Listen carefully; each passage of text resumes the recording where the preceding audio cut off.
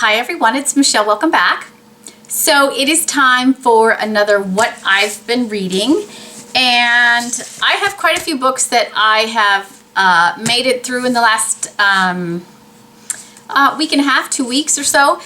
And typically I probably wouldn't have made it through this many books, but as I talked about in my last couple of videos, I was homesick for a good solid week and a half, which gave me lots of time to spend reading. So let's jump in and look at what I've read. These are not in the order that I read them, however, I don't think that really matters. So let's give it a go. So the first book I'm going to talk about is a book called All You Could Ask For by Mike Greenberg. So this is a fiction book. Mike Greenberg is a sports journalist. He used to have a show on ESPN called Mike and Mike. I'm not sure. This was written quite a while ago. I don't know if that show still exists. But this is a book of fiction that he wrote. So I will read you a little blurb about it. It is not about sports or anything. He's also written a couple of books, I think, that have to do with sports. But this, I think, was his first stab at fiction. So let's read what the book is about. Brooke has been happily married to her college sweetheart for 15 years. Samantha's newlywed bliss is steamrolled when she finds shocking evidence of infidelity on her husband's computer. Catherine works 18 hours a day for the man who irreparably shattered her heart 15 years ago. Brooke, Samantha, and Catherine don't know each other yet, but all three are about to discover the conquering power of friendship and that they have all they could ask for as long as they have each other. So this sounds like it could be a really great book about, female friendships and that kind of thing. Here is the miss for me. I felt like, so yes, these women are brought together by a shared circumstance, none of which was mentioned in the blurb. I will say that. It's not about their infidelity or their man troubles. They're brought together by, a circumstance that brings them all into each other's world, and they become close friends, and they're there to support each other, which should be a really great story. But the miss for me is that the relationships between these women felt too simple for me. They felt like they happened very quickly, and they weren't, I didn't feel like there was this deep, I didn't feel the deep connection between the women that I think is needed for these types of relationships to be there. And so when I thought about how it could have been different, I think maybe the reason, here's my take on it. I think because this book was written by a man, I think it would be hard for him to understand female relationships well enough to write about, to make this a good story. It was a good story, but to make this believable. I think women's friendships, our relationships with each other, can be very complicated. How we develop friendships, when we develop friendships, the people we are closest to in our lives and how we interact with them can be very complicated as women, and I didn't feel that in this book. And I think, men, the way men relate to each other is very different. The way men relate to their friends is very different. And the way a man would relate to a woman is very different than the way women relate to each other and how we have friendships with each other and what we need from each other and what we share and that kind of thing. And I didn't feel that here. And I think it might just be because it was written by a man. And I don't have any problem with male authors. I just think maybe he struggled with that, with really understanding female friendships, because I didn't feel that. And I think for the book to be successful, I needed to feel that. I needed to feel that the relationships they were having were believable, and I didn't feel that. So I'm not sure I would recommend this. I will say that I don't know if there's, I bought this book I think a couple of years ago. It's been on my shelf for a long time, but if you're interested in reading this, like if you're going through something like what's happening here, the proceeds from this book do go to a foundation that Mike Greenberg and his wife started in support of one of their friends who went through something similar to this. This is not about their friend, but, so I don't want to give too much away, but if you're interested in reading this book, there is an element of philanthropy here. So it was a good story, but I didn't believe the relationships that the women were having. So that was a miss for me. Okay, the next book in my pile here is Of Things Gone Astray by Janina Mathewson. Yes, Janina Mathewson. Can we just take a moment to look at that cover? It's gorgeous. Gorgeous. So this is a book that is a little bit magical realism, maybe fantasy. I'll read you a little blurb. On a seemingly normal morning, a group of people wake to find something important to them is missing: the front of their house, their piano keys, their sense of direction, their place of work. Meanwhile, after the unexpected death of his mother, Jake finds himself strangely attracted to other people's lost things. But little does he realize his most valuable possession is slipping away from him. Funny, heartfelt, and sublimely imaginative, Of Things Gone Astray is a captivating fable about modern life's modern values and finding the things that really matter. So this was a great book. This book is written, each chapter, each character has their own chapter, and then later in the book, their lives start intertwining. And it's really, really well written. I loved reading this book. It was really, really good. I highly recommend it if you're looking for, if you like books with a little bit of fantasy, magical realism, that kind of thing. It was a very interesting read. It kept you interested. You wanted to know what was happening with all the characters. You cared about them. You wanted to see what was going to happen to them.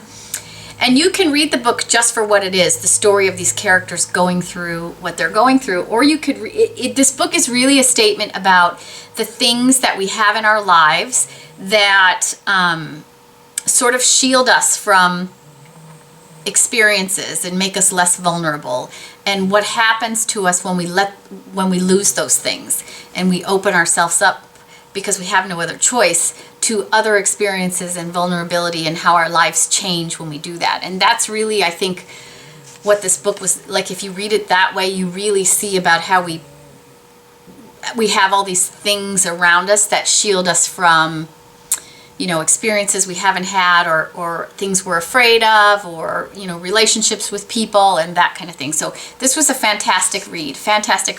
Highly recommend it. Okay. Next on my stack is, this was such a good book. I read Slade House by David Mitchell. David Mitchell has written several books. The two mentioned on the cover here are Cloud Atlas and The Bone Clocks. I have not read any of his other work. And I will tell you that when I purchased this book, so I bought this book at a small independent bookshop, and the woman who was working that day said, are you familiar with David Mitchell, and have you, do you know about this book? And I said no, and she said this is very, very dark for David Mitchell. So if you don't like really dark, you might not like this book. So I do like really dark stories, so I bought it, and it was really dark. I will say, well, I'll read the blurb, and then I'll tell you a little bit about how I felt. Down the road from a working-class pub, along a narrow brick alley, you just might find the entrance to Slade House. A stranger will greet you by name and invite you inside. At first, you won't want to leave. Later, you will find that you can't. Every 9 years, the residents of Slade House extend an invitation to someone who's different or lonely: a precocious teenager, a recently divorced policeman, a shy college student. But what really goes on inside? For those who find out, it's already too late. Spanning decades, leaping genres, and barreling toward an astonishing conclusion, Slade House is a haunted house story as only David Mitchell could imagine it. This book was really good. It's a mystery and a haunted house story, and it's very dark. It's very dark.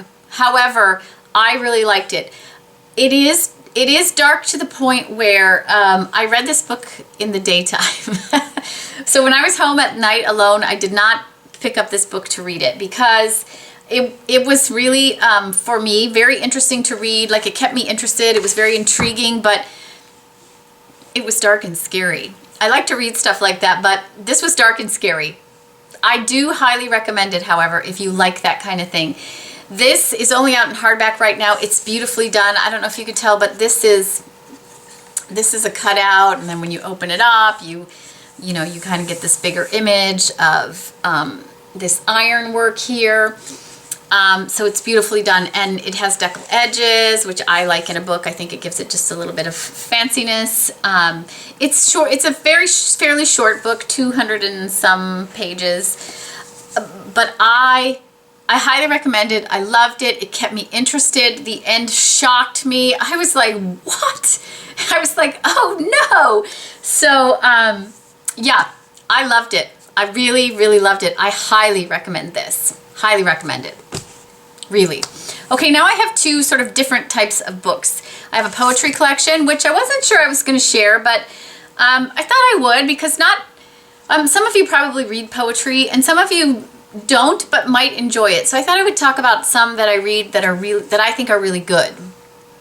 So this is one that was done by Jen Campbell, she has a YouTube channel here, and she's published a couple of books. This is her first poetry collection that she's published, and it is called The Hungry Ghost Festival, and it was published by the Rialto. I don't know, other than her website, where you could get it, but you could definitely get it from her website, and I will put that information below. I will read a couple blurbs from the back of this, of what people have said about it.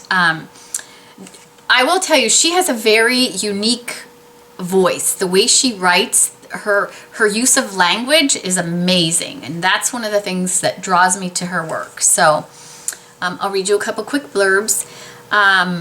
Jen Campbell's The Hungry Ghost Festival is a magical debut. Her charged poems of northern childhood in South Shields, of family, sex, and other rites of passage are fresh and compelling, told with a canny eye for detail and a gorgeous turn of phrase. This is an arresting collection from a writer fully in command of an unusual and significant voice. She really does have a brilliant voice. The way she writes is so beautiful.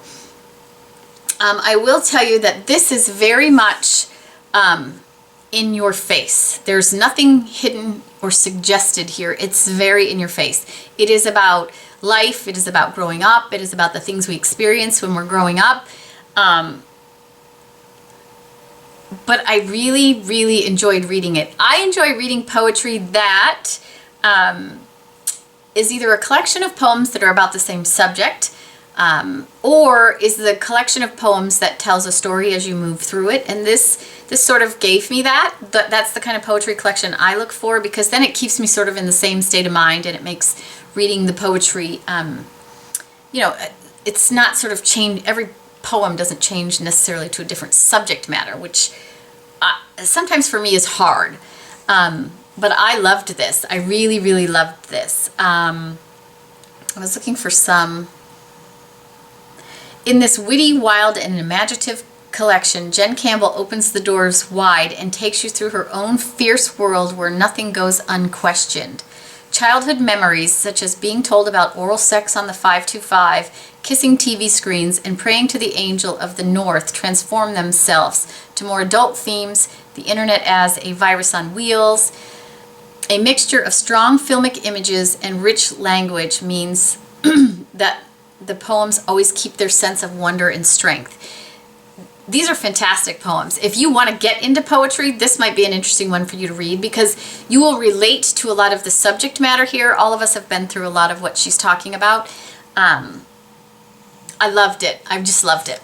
Okay, lastly, I read this. I'm going to call this an illustrated story. I don't know technically. I think that's probably what it technically is. And this is called The Sleeper and the Spindle by Neil Gaiman. Let's again look at the cover. Beautifully done. This is illustrated by Chris Riddell, he does brilliant illustrations. He does a lot of illustrations in children's books and graphic novels and that kind of thing. He's a brilliant illustrator. But look how beautiful. Can you see her sleeping back there, and then all the thorns and stuff like that? It is, the cover is quite clear, and so you have, you're kind of seeing her image, which is on the hard part of the book. She's sleeping. This is, this I would call, like I said, an illustrated short story or an illustrated story. This is a fairy tale retelling, or a couple fairy tales brought together and retold. So I will read you the blurb. I will say this is a fairy tale retelling of like, this is like real fairy tales. They're dark, not necessarily meant for children. I'll read you the blurb. It was the closest kingdom to the queen's as the crow flies, but not even the crows flew it. You may think you know this story. There's a young queen about to be married. There are some good, brave, hardy dwarfs, a castle shrouded in thorns, and a princess cursed by a witch, rumor has it, to sleep forever.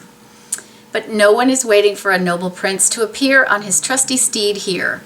This fairy tale is spun with a thread of dark magic, which twists and turns and glints and shines. A queen might just prove herself a hero if a princess needs rescuing. So there you can see it's a little different. We're not waiting for the knight in shining armor. There's a queen who, who may prove herself to be a hero. Here's another little blurb from the book. She was one of those forest witches, driven to the margins 1,000 years ago, and a bad lot. She cursed the babe at birth, such that when the girl was 18, she would prick her finger and sleep forever. We know that story, right? But this is very different. The way the stories come together and are told is, it's obviously a fairy tale retelling. It's very good. It's, I think you could introduce this to, young teens up through adult. I don't think, it's a little dark for it to be a children's story, and there's some language in here that make it not really a children's story as well. But the book is laid out, first of all, the illustrations are beautiful, but in the book is laid out, typically you get a page of text and, sort of the illustration that goes with it. It's all very, very beautiful. It's a short story. I think it was like 70 pages, and you have a lot of illustration in there. So it's a very, very quick read. But if you're into fairy tales and fairy tale retellings, it's definitely worth reading it. The language is beautiful. The story is interesting. There's a little bit of sort of zombie apocalypse stuff maybe in here that was kind of interesting to see brought into this fairy tale. I loved it. Again, this is Neil Gaiman. I love his voice. I've talked about that before, and it's a beautiful, beautiful book to own. So I loved this, read that and loved it. So that is what I've been reading. Let me know in the comments, or let everybody know in the comments what you've been reading. If you've read any of these books, let us know what you think, especially if you have read Slade House. I loved this. And of Things Gone Astray, I loved this work. I loved this so much as well. I would love to hear other people's take on the characters and the story. So please, in your comments, though, be very careful not to drop any spoilers. I try to... it devastates me when I want to read a book and I pick something up and someone has dropped a spoiler, because it changes how it is when you read the book or the story. So be careful about spoilers. That is it for today. I hope everybody's having a fantastic day, and I will talk to you all again soon.